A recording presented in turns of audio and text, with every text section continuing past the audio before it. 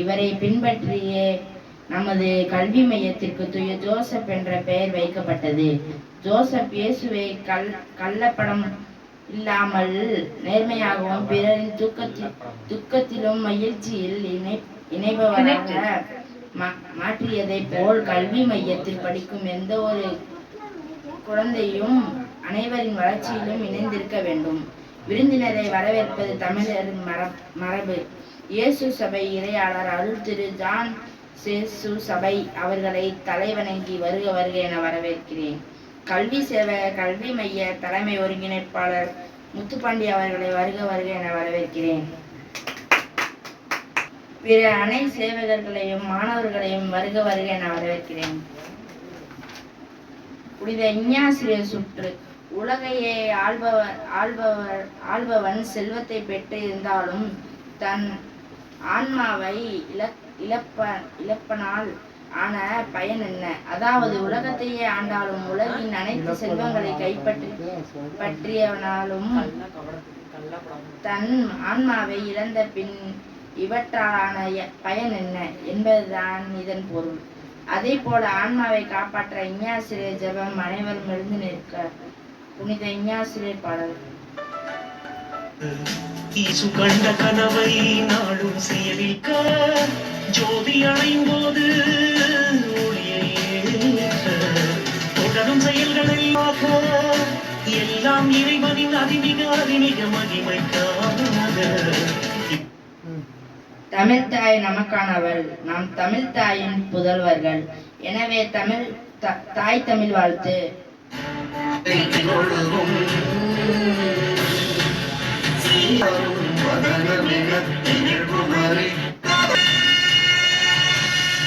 அருள் திரு அருள் தந்தை ஜான் அவர்களை தேசிய கொடியினை ஏற்ற வைப்பார். புனித வேதகமாம் வழியில் நம்மை கொண்டு சேர்க்க புனித வேதகமாம் வாசிக்க அருட்தந்தை அவர்களை வருக வருக என வரவேற்கிறேன். முதல் வாசகம். ஆண்டவர் இல்லத்திலேயே மக்கள் எல்லாரும் எரேமியாவை சூழ்ந்து கொண்டனர். இறைவாக்கினர் எரேமியா நூலிலிருந்து வாசகம். அதிகாரம் 26, இறைவசனங்கள் 1 முதல் 9 முடிய. யோசியாவின் மகனும் யூதாவின் அரசனுமான யோயாக்கிமுடைய ஆட்சியின் தொடக்கத்தில் ஆண்டவர் அருளிய வாக்கு.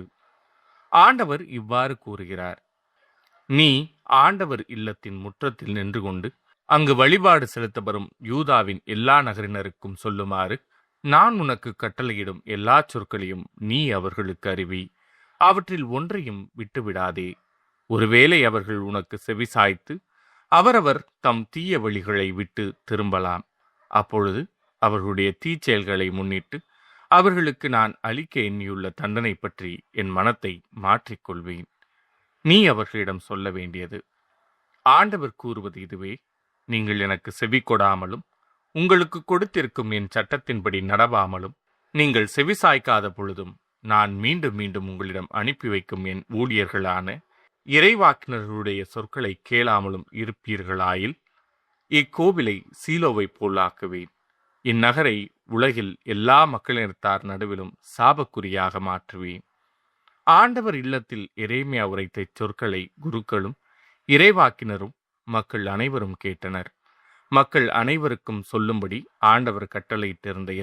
அதனைத் தொடர்ந்து கல்வி மையத்தின் தலைமை ஒருங்கிணைப்பாளர் அவர்கள் கல்வி சேவையில் புனித இஞ்ஞாசியார் வழியில் என்பதை தெளிவாக பேச மற்றும் தலைமை உரையாற்ற வரவேற்கிறேன். 470ஆம் ஆண்டு புனித இக்னாசியஸ் நினைவு நாள். நமது கல்வி மையத்தின் தூண்களாக விளங்கும் கல்வி சேவகர்களுக்கும் மாணவர்களுக்கும் என்னுடைய அன்பு காலை வணக்கத்தை தெரிவித்துக் கொள்கின்றேன். இன்று நம்முடைய செயின்ட் ஜோசப் எஜுகேஷன் சென்டர்ல உலகத்திற்கே அறிவொளியாம் உன்னத சேவையும் வழங்கி மறைந்த புனித இனிக்கோ அவர்களின் 470வது நினைவு நாளை நம் அஞ்சலியோடும் மரியாதையோடும் அனுசரிக்கின்றோம். புனித இக்னாசியஸ் அவர்களின் வாழ்க்கை வரலாறு என்பது சவால்களை வென்று தன்னுடைய சிந்தனைகளையும் செயல்பாட்டையும் சமூகத்திற்கு அர்ப்பணித்த ஒரு மகத்தான பயணம். அவர் காட்டிய வழி என்பது சுய ஒழுக்கம், தொடர் கற்றல் மற்றும் எளியோருக்கு சேவை செய்வதே ஆகும். அறிவே வலிமை, வறுமையையும் தடைகளையும் உடைத்தெறியும் ஒரே ஆயுதம் கல்வி என்பதை அவர் தம் வாழ்நாள் முழுவதும் வலியுறுத்தினார். நம்ம செயின்ட் ஜோசப் கல்வி மையத்துக்கு எப்படி பேர் வந்துச்சுன்றத பாப்போமா? ஃபர்ஸ்ட் நம்முடைய கல்வி மையத்திற்கு செயின்ட் ஜோசப் எஜுகேஷன் சென்டர் அப்படின்ற வார்த்தையில ஒரு அருமையான உன்னதமான நோக்கம் இருக்கு. குழந்தை இயேசுவைய நல்ல வழியில வளர்த்து பாதுகாப்பான வழிகாட்டியா இருந்து காத்தவர் புனித யோசப், அதாவது ஜோசப். அதே வழியில புனித இக்னாசியஸ் அவர்களின் உரிய சிந்தனையோடும் செயல்படும் நமது கல்வி மையமும் இங்கு பயிலும் ஒவ்வொரு குழந்தையும் தான் சொந்த குழந்தையாக கருதுகிறது. அவர்களுக்கு வெறும் பாடக்கல்வியை மட்டும் போதிக்காமல் நற்பண்பு, ஒழுக்கம் மற்றும் சமூக அக்கறையை கற்றுத்தருகிறது. வறியவர்கள் எளியவர்கள் என யாவரும் கல்வி மறுக்கப்படக்கூடாது, கல்வி அனைவரையும் சென்றடைய வேண்டும் என்பது நம் மையத்தின் லட்சியமாகும். அன்பான மாணவர்களை, கல்வி என்பது வெறும் புத்தக அறிவோ அல்லது தேர்வில் எடுக்கும் மதிப்பெண்களோ மட்டுமல்ல.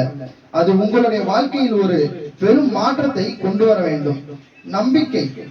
உங்கள் சூழ்நிலை எதுவாக இருந்தாலும் கல்வியில் உங்கள் எதிர்காலத்தை பிரகாசமாக்க முடியும். நம் மையத்தில் கற்றுத்தரப்படும் நல்லொழுக்கங்களை உங்கள் அன்றாட வாழ்வில் பின்பற்றுங்கள். நீங்கள் அடையும் வளர்ச்சியும் அறிவும் உங்களோடு நின்று விடாமல் மற்றவர்களுக்கும் பயன்பட வேண்டும். இன்று நாம் எடுத்துக்கொள்ளும் உறுதிமொழி ஒன்றே தான், கல்வி அனைவருக்குமானது. புனித இக்னாசியஸ் அவர்களின் அர்ப்பணிப்பும் புனித யோசப்பின் அரவணைப்பையும் மனதிற்கொண்டு நாம் கல்வி மையத்தில் பயிலும் ஒவ்வொரு மாணவனும் சமூகத்திற்கு பயனுள்ள நல்ல பண்புகள் நிறைந்த உயர்ந்த மனிதனாக உருவாக வேண்டும். இப்ப இன்னாசிரியாரோட வாழ்க்கை வரலாறு.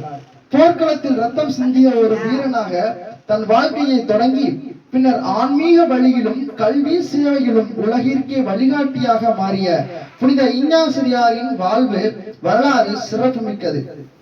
எப்ப பிறக்கிறார் அப்படின்னா 1491ஆம் ஆண்டு ஸ்பெயின் நாட்டின் லயோலா என்னும் ஊர்ல பிறக்கிறாரு. பிரபுக்கள் குடும்பத்தில் பிறந்தவர். இவரது இயற்பெயர் இனிக்கோ என்பதாகும். இளமை வாழ்வு, வீரம், புகழ் மற்றும் உலகிலேயே பெருமைகளை விரும்பிய இவர் ஸ்பெயின் ராணுவத்தில் ஒரு படைவீரராக சேர்ந்தார். 1521 நடந்த பம்பலேனோ போரில் பிரெஞ்சு படைகளுடன் போரிட்ட போது பீரங்கி கொண்டு பாய்ந்து இவரது காலில் பலத்த காயம் ஏற்பட்டது. மருத்துவ சிகிச்சையின் போது படுக்கையில் நீண்ட காலம் ஓய்வெடுக்க நேர்ந்தது. அதே நேரத்தில் பொழுதுபோக்கிற்காக இயேசுவின் வரலாறு, புனிதர்களின் வாழ்க்கை வரலாறு போன்ற புத்தகங்களை படிக்க தொடங்கினார். அப்புத்தகங்கள் அவரது சிந்தனையை முற்றிலுமாக மாற்றின. உலகியல் புகழுக்காக போரிட்ட நான் இனி இறைவனின் அரசிற்காக ஏன் போரிடக்கூடாது என்று சிந்தித்து தன் வாழ்க்கையை இறைவனுக்கு அர்ப்பணிக்க தீர்மானித்தார். ஆன்மீக பயணமும் தியானமும். பொருளாதார துறவு. தன் விலையுயர்ந்த ஆடைகளையும் வலையையும் துறந்து எளிய ஆடையை அணிந்து தவ வாழ்வை தொடங்கினார். இன்றளவும் உலக புகழ்பெற்ற ஆன்மீக பயிற்சிகள்ல இது ஒரு பாடமாகவே இருக்கு. தன் 33வது வயதுல எளிய மாணவர்களோடு சேர்ந்து லத்தீன் மொழியையும் பின்னர் பாரிஸ் பல்கலைக்கழகத்தில் தத்துவங்களையும் உயர்கல்வியும் கற்றார். பாரிஸில் பயின்ற போது புனித பிரான்சிஸ் சேவியர் உள்ளிட்ட 6 நல்ல நண்பர்களுடன் சேர்ந்து இறைப்பணியாற்ற துறையினார். அப்போதான் 1540ல இயேசு சபையை முதல்ல உருவாக்கினார். இயேசு சபை உலகெங்கும் உள்ள பள்ளிகளையும் கல்லூரிகளையும் பல்கலைக்கழகம் தொடங்கி ஏழை எளிய குழந்தைகள் அனைவருக்கும் இலவச மற்றும் தரமான கல்வி கிடைக்க அடித்தல் அமைத்தது. அநாதை இல்லங்கள், நோயாளிகளுக்கான காப்பகங்கள், மறைக்கல்வி நிலையங்கள் அமைத்து சேவையாற்றார். ஜூலை 31, 1556ல ரோம்ல தனது 65வது வயதுல இறக்குறாரு. இவரோட முதன்மையான முழக்கம் அப்படின்றது அட்மேரியம் டை குளோரியம் அப்படின்ற ஒரு எல்லாம் இறைவனின் அதிமிக மகிமைக்காக அப்படின்ற வார்த்தையை தான் இவரோட வார்த்தையை என்ன செஞ்சிருக்காரு, உருவாக்கியிருக்காரு. அப்ப புனித இக்னாசியஸ் இந்தியாவுக்கு வந்தாரா அப்படின்னு கேட்டா இல்லை, வரவில்லை.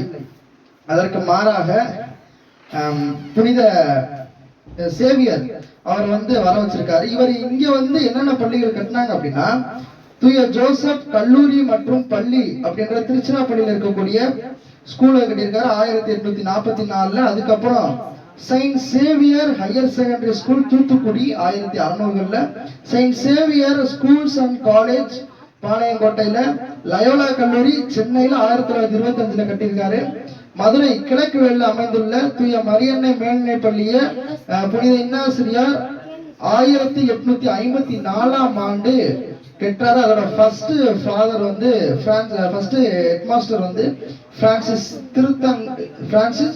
திரிங்கால் அவர்கள்தான் இயேசு சபையுடைய முழக்கம் அட்மேரியம் தை குளோரியம். மதுரை மற்றும் அதன் சுற்றுவட்டார பகுதிகளில் உள்ள ஏழை எளிய மற்றும் விளிம்பு நிலையில் உள்ள மாணவர்களுக்கும் தரமான கல்வியும் நற்பண்புகளையும் வழங்கி அவர்களின் சமூகத்தில் உயர்ந்த இடத்தில் அமர்த்துவதே இப்பள்ளியின் முக்கிய பங்காக அமைந்திருக்கு. நமது கல்வி மையத்துடைய இலவச மற்றும் தரமான உலகளாவிய கல்வியை போன்று தனது கல்வியை கொண்டு வந்தாரு. அதே போல இந்த நேரத்தில் ஒரு முக்கியமான அறிவிப்பு என்ன பண்ணா, ஆகஸ்ட் 15 அன்னைக்கு நம்மளுடைய முதல் பாட வேலையை 2026-27 கல்வியாண்டை முதல் தொடங்குறோம்.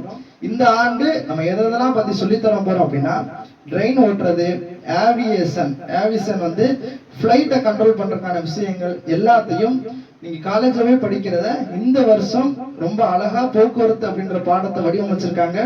வடிவமைத்து தந்த தேர்வுக்குழு நண்பர்களுக்கு என்னுடைய வாழ்த்துக்கள். மற்றும் அந்த புத்தக வடிவமைப்பு குழுவோட தலைவராகவும் இருந்து அதை வந்து 2 நாளா பணியாற்றி ஒரு முழு புத்தகத்தை வடிவமைச்சிருக்கோம். எனக்கு வந்து இன்னைக்கும் அடுத்த தமிழியல் புத்தகத்தை வடிவமைப்பிற்கான வேலைகள் இருக்கு. அந்த வேலைகளுக்கு நடுவில் தான் விழாக்கள், போதைப் பொருள் எதிர்ப்பு நிகழ்ச்சிகள் போன்ற எல்லா நிகழ்ச்சிகளையும் தொடர்ந்து உருவாக்கிட்டே இருக்கோம். எங்கள் கூட இணைந்து 2026-27 கல்வியாண்டு சிறப்பு அமையட்டும். வாழ்த்துக்கள். கணக்கியல் ஆசான் தண்டாயுதபாணி திருக்கோயில் திருப்பணி கழகத்தின் 2026 ஆண்டு தலைவர் அவர்களை சிறப்புரையாற்ற வரவேற்கிறேன். அனைவருக்கும் இனிய காலை வணக்கம். இன்று புனித இஞ்ஞாசியார் பெருவிழா, 470வது பெருவிழா. அவர் 1400 வருஷத்துக்கு முன்னாடி பிறந்தாரு. அவரோட வாழ்க்கை வந்து ராஜ வாழ்க்கையும் சார்ந்து போர்க்களத்திலும் நிறைய அவரு போர்க்களத்துல நல்லா போரிட்டு இருக்காரு.